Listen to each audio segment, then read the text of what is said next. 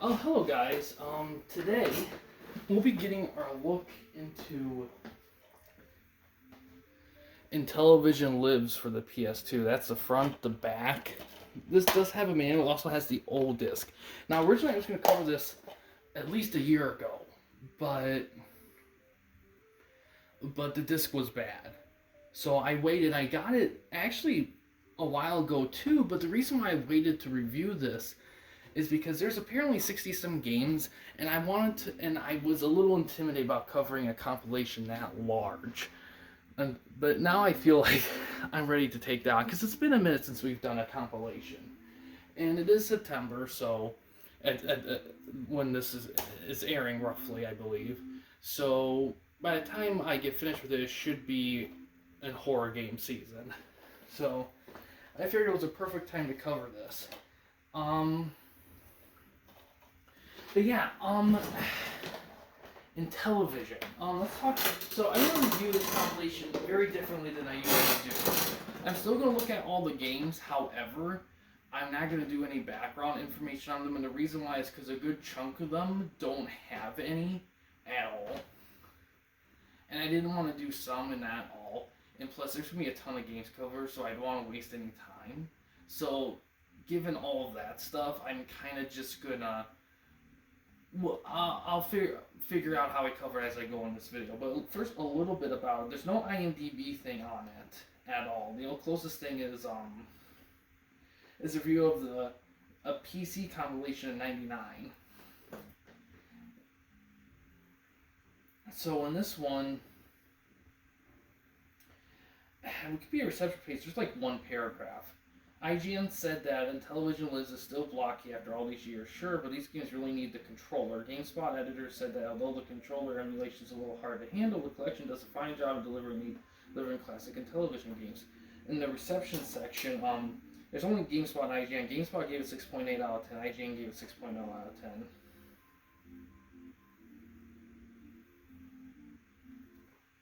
So there was a 2010, I'm going to read a little bit more background info because it's such an interesting thing. There was a Nintendo DS portable version of this. And the DS touchscreen emulates the Intellivision 12-button keypad, including overlay image for each game.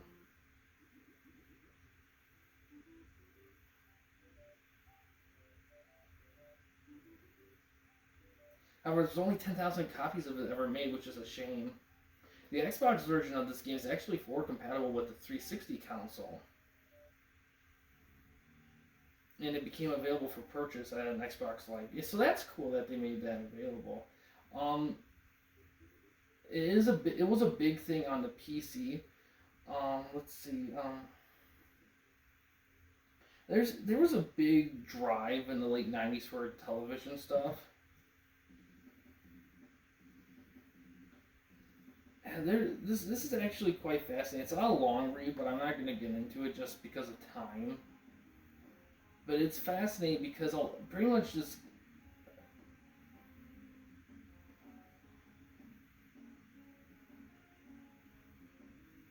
Let's see.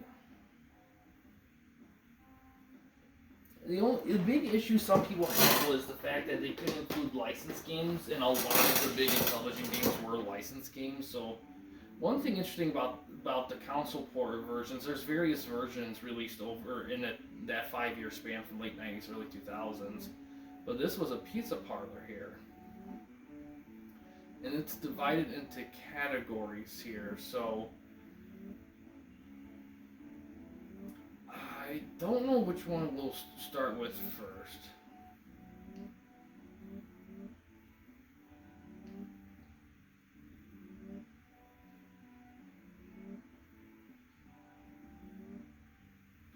That's combat and sorcery. Okay, so here's a twist. Some of these games were not, and that's another reason why I'm going to review this differently. Some games require 2 controllers. Does that mean requires 2 players or legit 2 controllers? Because it looks like it. Hold on a sec. So I love this little menu layout. It's so imaginative. Gaming. Some.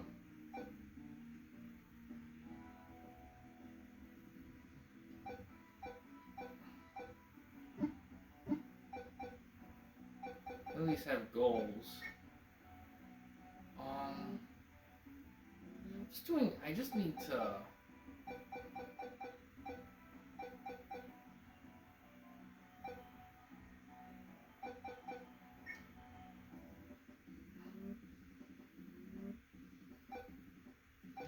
There's a lot of sports ones. So, like for example, they had some great sports things actually, but they had to like change the naming from the licensing. But I think the game remains largely unchanged. So, unreleased. This is interesting. Some of these you have to unlock here. Okay. Add a little.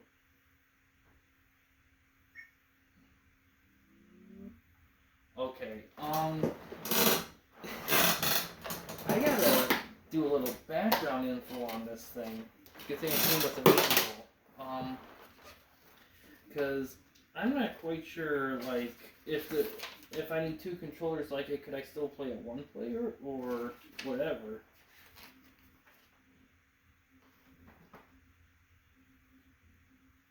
Okay.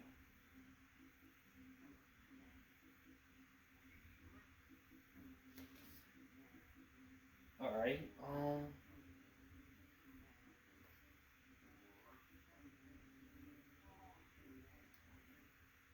this game is actually really cool. So there's 1, 2, 3, 4, 5, 6. So there's 7 categories here. So there'll probably be about 7 episodes. I'm gonna do a category each episode. Some episodes will be longer than others, of course, but that's the best way for me to divide it overall.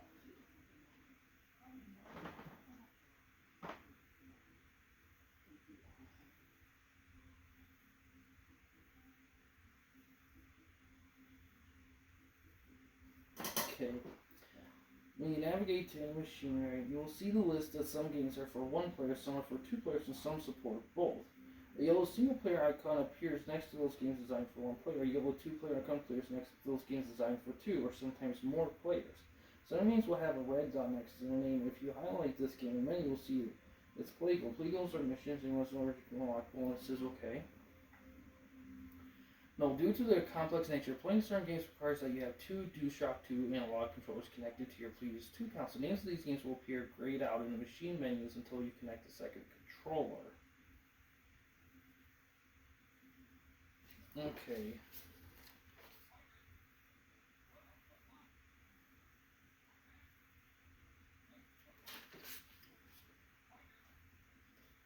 Alright, so... Alright.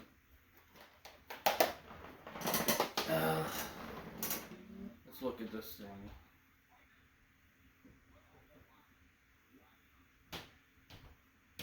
Two controllers. Alright, so...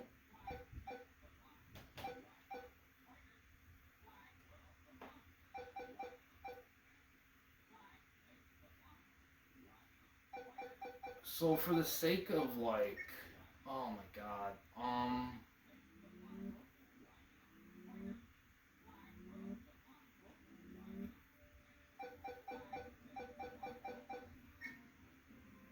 many of these require 2 controllers? Sports one is just like Easy Street.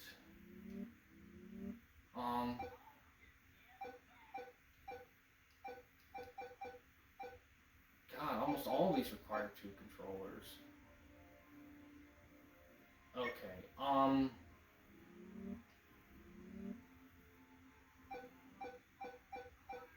I think what I'm going to do is, because there's not really a defined order to cover these, I think what I'm going to do is I'm going to I'm gonna do one that doesn't have anything that really needs altered, like some of these two controllers. I mean, my only thing is that when it says it requires two controllers, does it mean that it requires it's a necessary two-player game, or can you play solo with two controllers?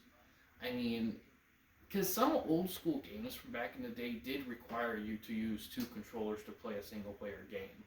So I'm not quite sure what it is.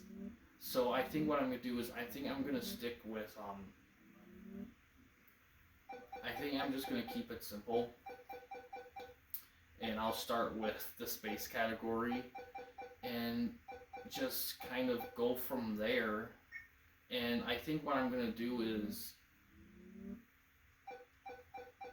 I mean, like, kids one, there's like barely anything I can do in that. Because here's the thing, if I can't cover the games that require two controllers, that knocks out quite a few there.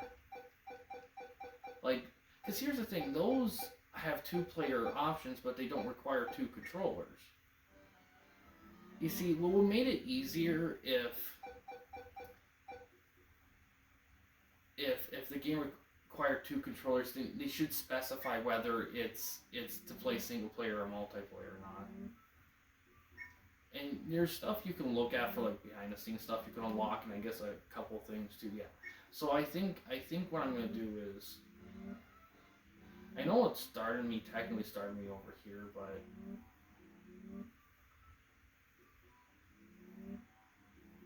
let's see.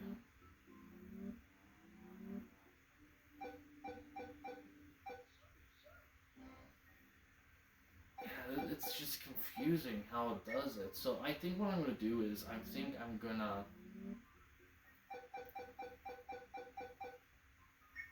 think what I'm gonna do is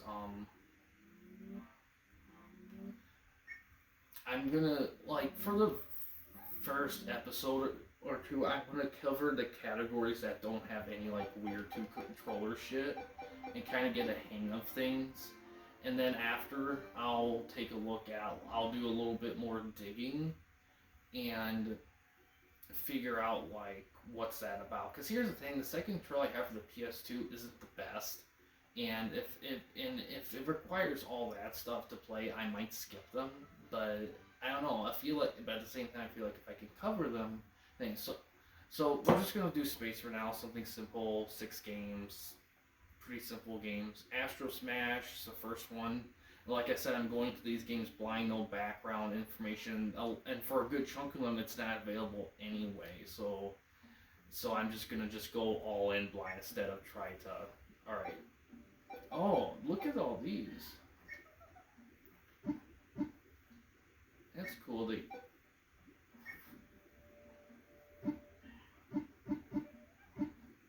Wow. That's pretty cool. High scores instructions. Alright. Oh, God. So the keypad is defaulted to the right stick, and that's where things are. So you have to press, like, the stick in certain ways to, like...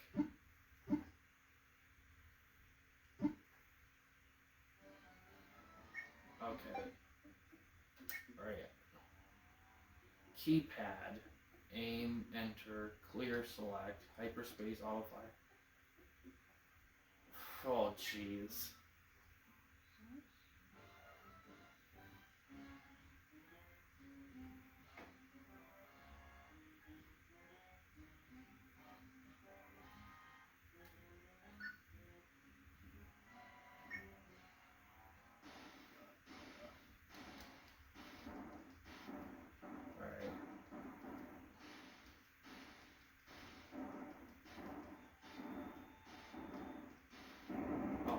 Oh.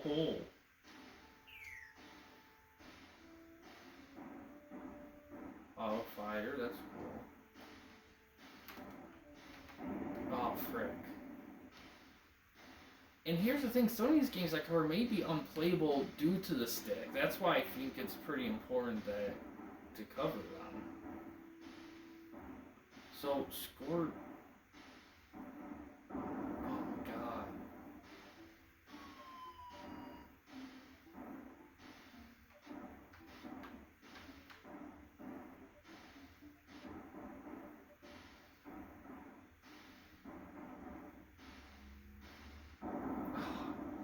reactions aren't. I mean, you.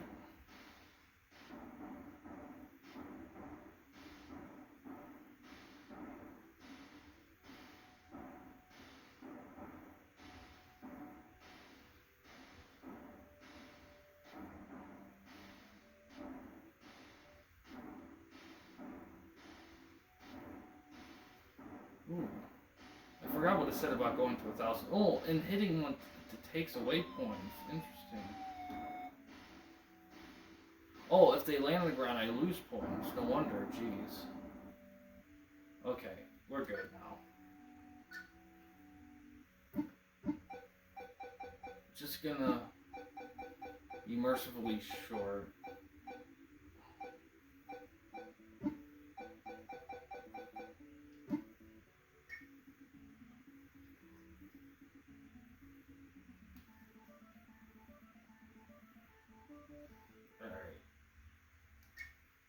Space Armada. 20,000? Jeez. Sports Armada. Alright. Okay.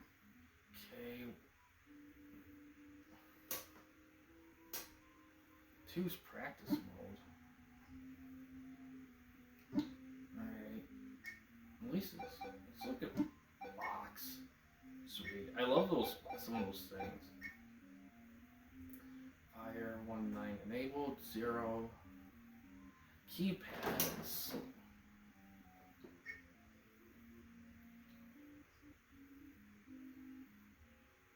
But yeah, Intellivision competed against Atari at the time, late 70s, early 80s, and they were superior hardware. But the reason why Atari won was because Atari was mass marketed, and I believe Atari just, I don't know, I'm not quite sure. I think Intellivision just eventually became too expensive to make. Oh, okay, so I have to press select.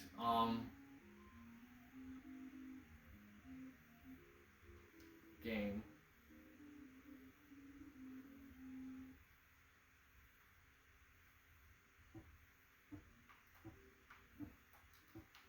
Alright. Oh wow, this feels very sluggish. I mean, this is like, it's a Space Invaders ripoff. It feels a little claustrophobic, to be honest. It's definitely...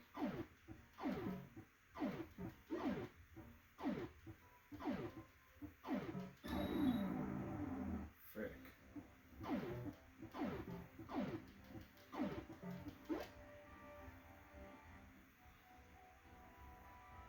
It definitely... The music kind of helps a little bit, even though it's not part of the game. Yeah, I'm not playing this anymore.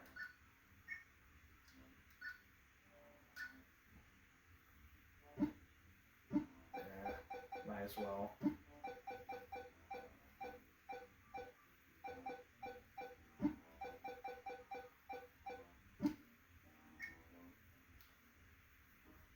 Alright. Space Battle. I like to be able... Oh, look at that. Cool. Okay. Pass speed means beginning speed, command speed. Alright, let's see. Radar, fire.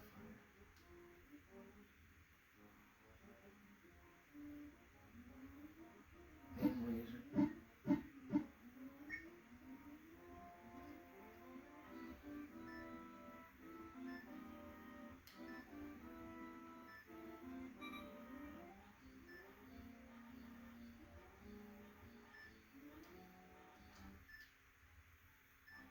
Alright, I like that you can do that. I kind of wish it didn't block the screen as much.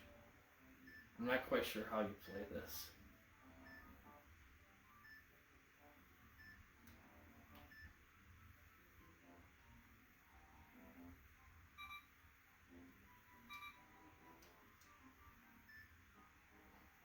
I think you're supposed to protect the center. Yeah, something like that.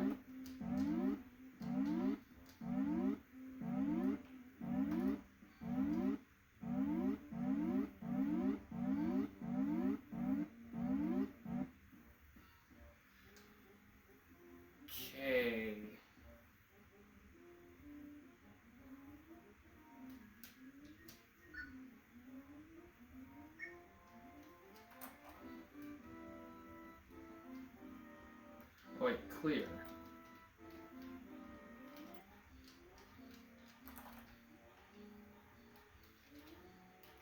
Huh.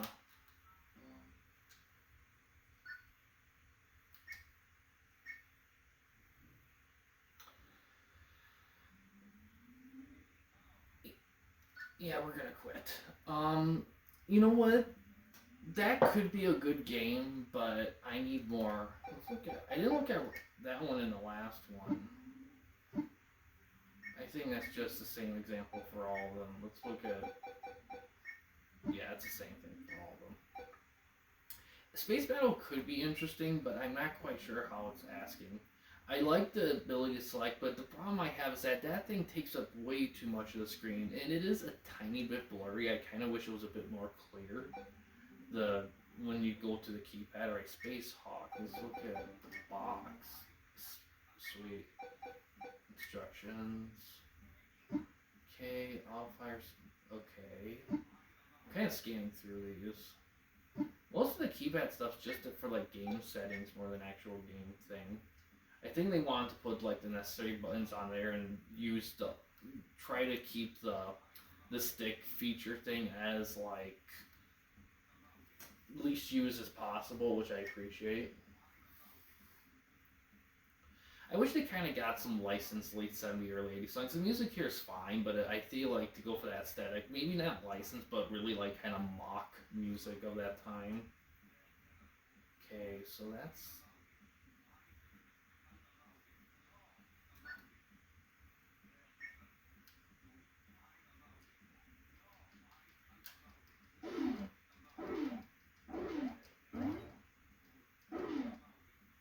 Ooh, this is weird as hell. Ooh, jeez.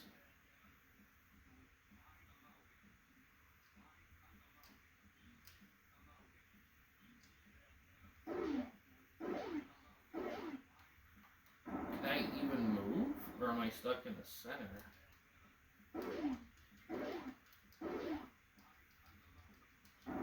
Yeah, I have no idea how to move this guy.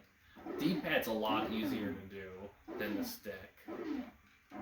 But, like, you gotta be quick in rotating him, because I don't think you can, like, actually move him from...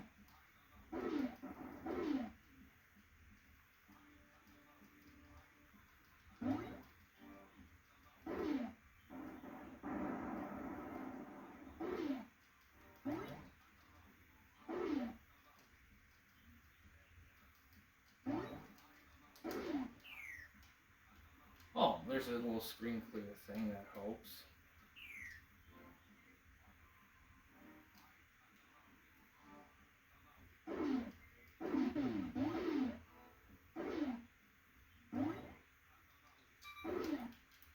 Out of that. Okay. That's fine by me. That's not too bad. It feels a little slow. I kind of wish, really doesn't measure high school? That's weird. Well. Yeah, that one's okay. It feels a little sluggish. I kind of wish you could move your player a little quicker. And same thing with autofire. Space Spartans. Yeah, they kind of went on the plain side with that one. Instructions. Alright, ship systems. Okay. Some of these are really in depth. Like, even like, I feel like, even if like a game was made like this with stuff today, would be like, holy shit, slow down.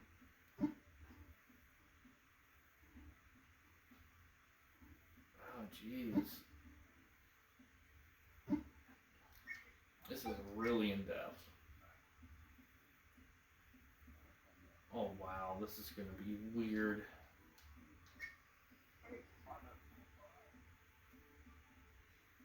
You know, we'll stick with slow.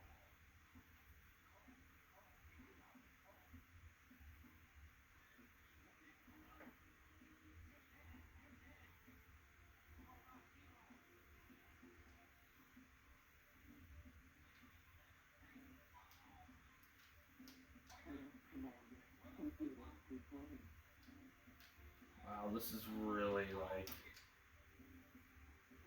Ooh. Okay, did something. Oh, some vector shit here. Where's...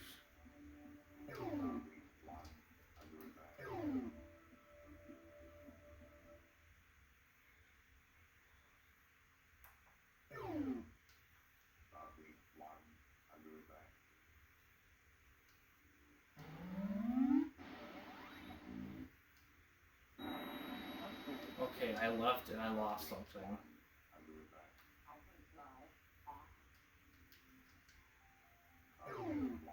Ooh. So maybe you kind of monitor them. You monitor them to make sure there's no activity. I know they get set in instructions what to do, but I just scan through them. I mean, geez, I'm just scanning through these games. I'm not looking to like do some Dungeons and Dragons shit with all this complexity. Yeah. You'll be shocked if, like, I mean, sure, these systems like Atari and Intellivision, they had some really simple shit, but there's some games they did that were incredibly complex. Now, granted, a lot of them, like, you needed, like, manuals or extra controllers or whatever, but at the end of the day, they were pretty...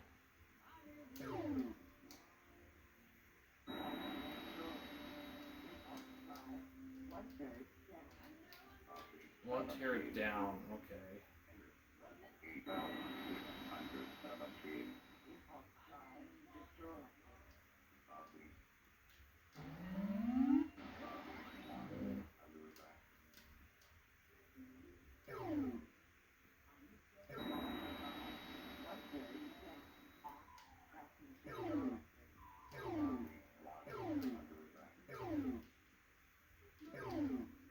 Jeez. Change view.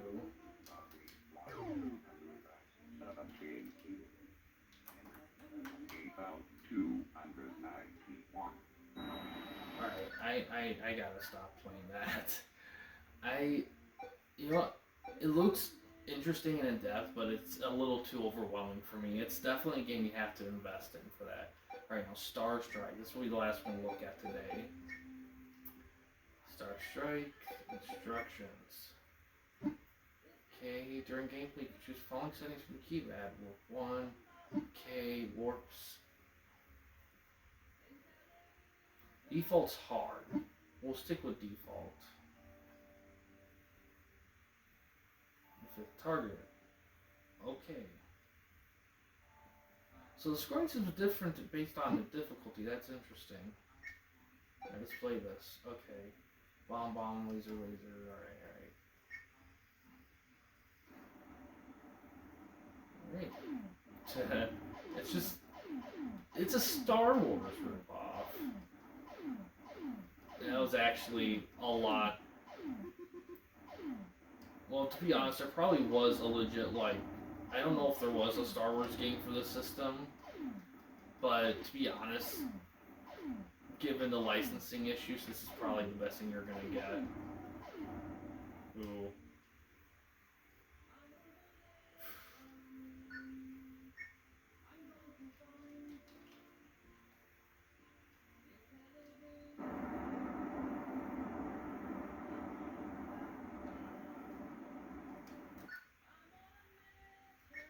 Did I lose? I mean, what the heck? Yeah.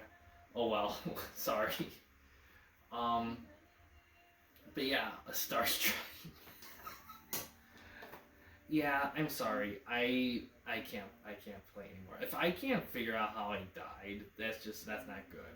I have to say about that one is I mean, I'm noticing a little issue with like movement is a little sluggish. I mean, you can get the hang of it with some practice, but it's like, man, you just feel a little slow moving from thing to thing. You really gotta time it right.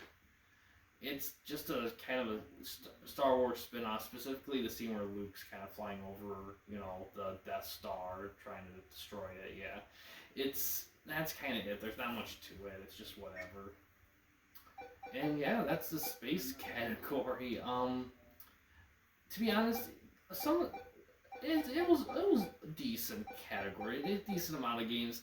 I mean, it's kind of unfortunate they couldn't get the license stuff because a good chunk of their great games were licensed games, and the fact that they couldn't do it for this is kind of unfortunate. But I mean, let's look here. Right,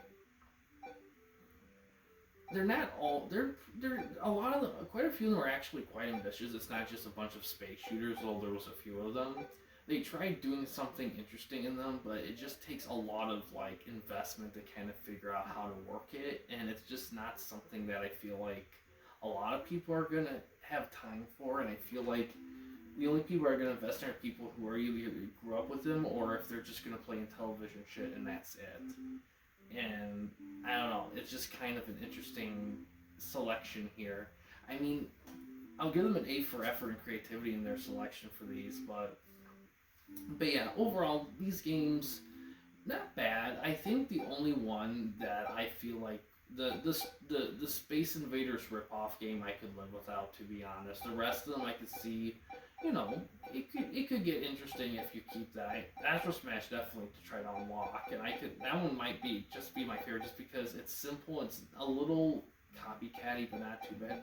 Space Bards could be interesting. A lot of these could be very interesting. Star Strike, I don't know.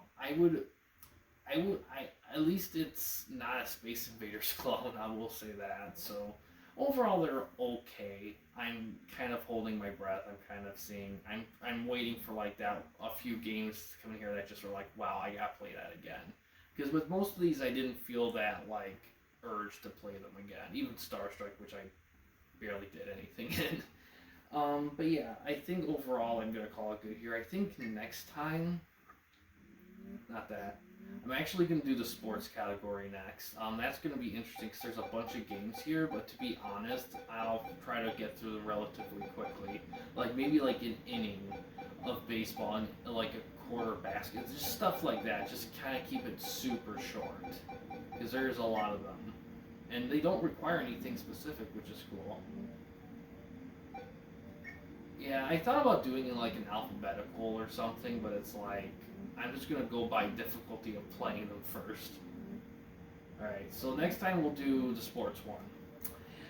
And yeah, that's what I have to say. So far, not too bad. The keypad thing isn't terrible, just maybe not quite as polished as I hoped it would be. But it's still not too bad for the most part. Yeah, after like the second one, I'm going to do like some background info on, because I'm recording the first two back to back same night here. So after the second one, I'm going to do some digging, try to figure out what it exactly means when it needs two controllers, and figure out if the games will be doable or reviewable or not with just me. Because if those games that require two controllers legit require two people, then I'm not going to be able to cover them. I mean, maybe in the future if someone I know is down to review some Intellivision games with me, but probably not. So that's just something to keep in mind. And unfortunately, I feel like a lot of people are going to run into that situation, so it's kind of a relatable thing that could happen.